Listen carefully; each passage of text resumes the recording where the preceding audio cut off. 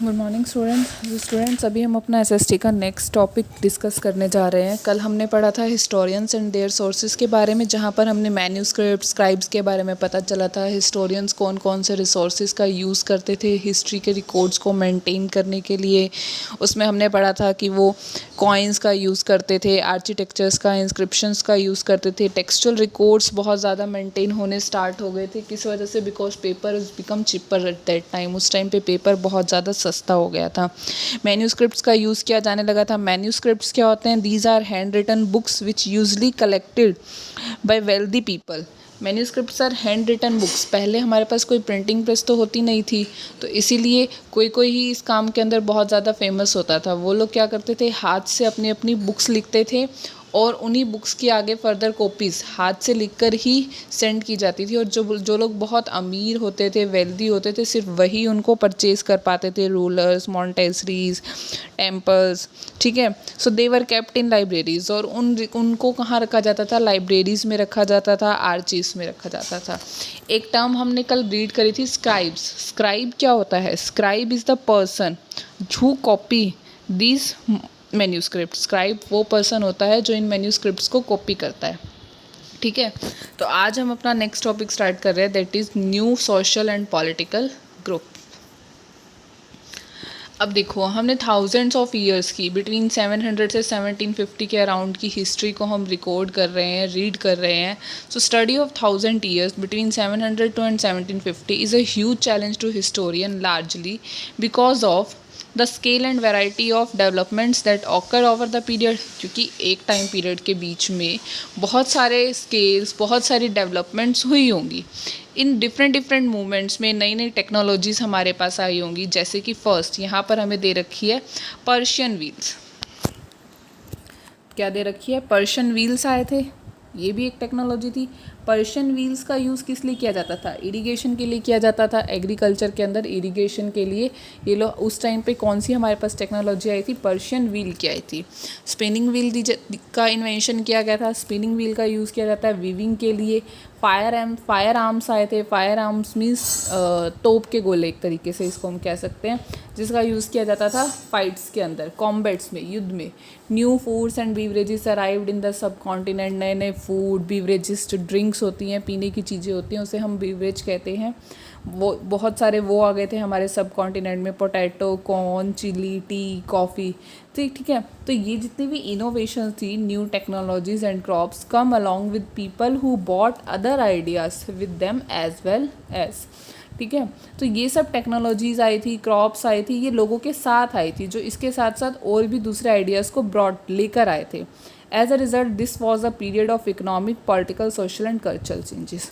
तो ये जो टाइम पीरियड था, ये हर तरह के चेंजेस का टाइम पीरियड था, जहाँ पर हमारे पास इकोनॉमिकली चेंजेस आए थे, पॉलिटिकल चेंजेस भी आए थे, सोशल, हमारे कल्चरल में भी हमने काफ़ी सारे चेंजेस हमें देखने को मिले थे, ठीक है।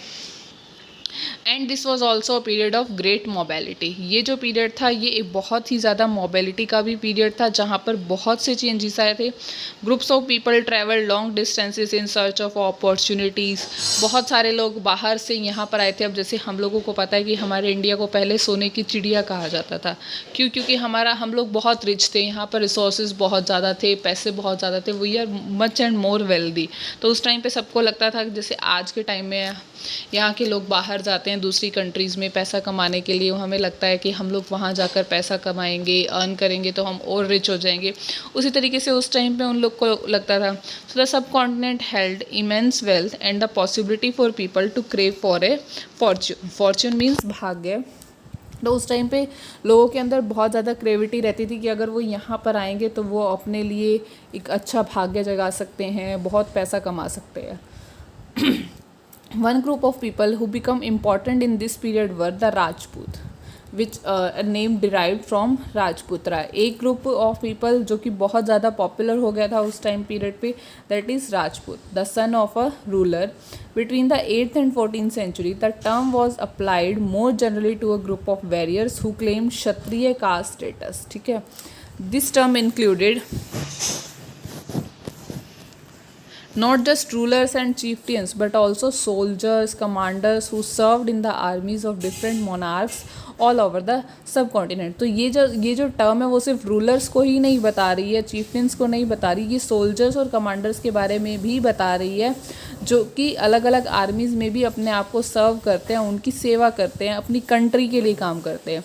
A chivalric code of conduct, extreme valor and a great sense of loyalty were the qualities attribute of Rajput by their poets and bards। इन लोगों की क्वालिटीज़ क्या थी? ये बहुत ज़्यादा ऑनेस्ट थे,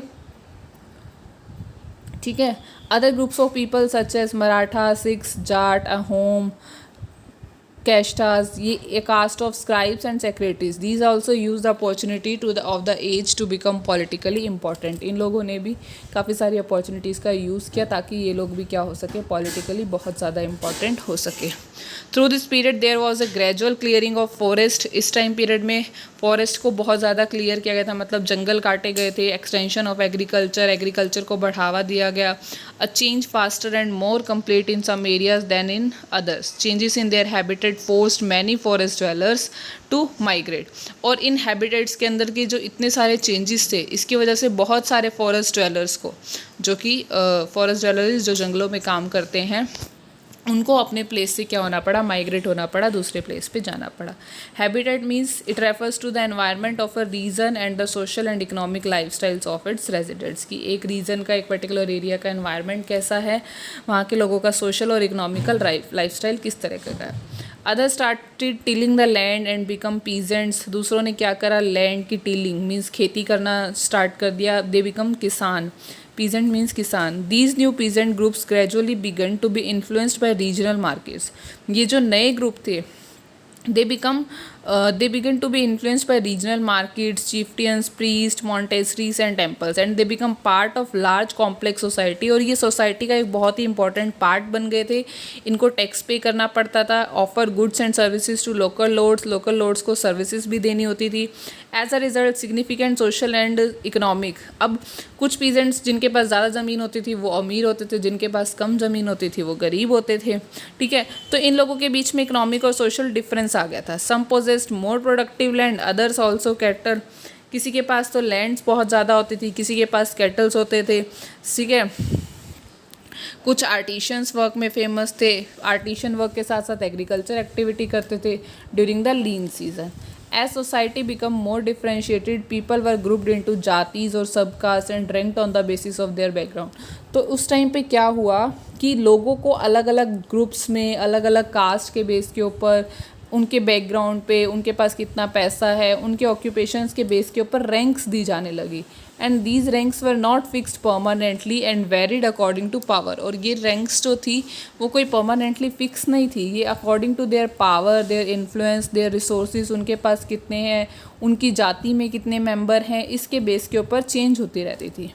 the status of the same jati could vary from area to area. और इन जातीज़ के जो एरियाज थे वो भी इनका जो स्टेटस था वो भी एरिया टू एरिया चेंज होता रहता था। किसी एरिया में वो लोग ज़्यादा पॉपुलर है, किसी एरिया में नहीं है। Jatis frame their own rules and regulations to manage the conduct of their member. ये जो जाति होती थी, एक जाति के लोग होते थे, वो अपने खुद के रूल्स और रेगुलेशंस बनाते थे ताकि वो मेंबर्स के साथ किस तरीके से कंडक्ट करना है, किस तरीके से उनकी जाति के लोगों को काम करना है, उन सब चीज़ों को खुद से मैनेज करते थे।